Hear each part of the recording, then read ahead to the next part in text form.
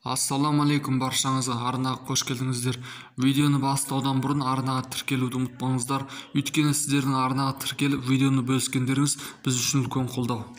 Бейсенбі күні таңертең ақш парламент демократиялық партиядан үміткер Джо Байден сайлау жеңіс дауысын куәландырды.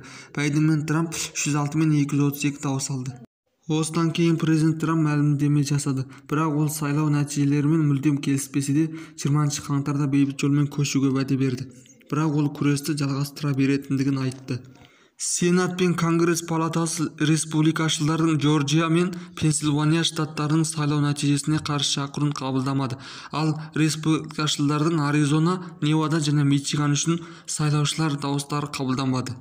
Сәрсенбіге қараған түні Вашингтондағы DC районға асығып кірген кейбір наразылық білдірушілерден басқа елдің кем дегенде 17 штатында, мысалы Джорджия, Нью-Мексико, Оклахома, Аризона, Калифорния және Вашингтонда Трамптың жақтастары болды.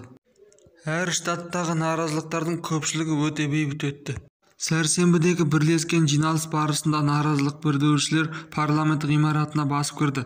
Растау процесі тоқтатылды, депутаттар таратылды, іле-шала парламент ғимаратына тосқауыл қойылды. Президент Трамп Вирджиния ұлттық ұландарын Вашингтон DC районына шұғыл жетулерін тапсырды.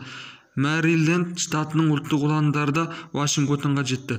Содан кейін Трамп наразылық білдірушілерді үйге қайтуларын талап еткен өтініш видеосын жариялады. Вашингтон DC полициясының хабарлауынша, хаос салдарынан 4 адам қаза тауып, кем дегенде 52 адам қамауға алынды.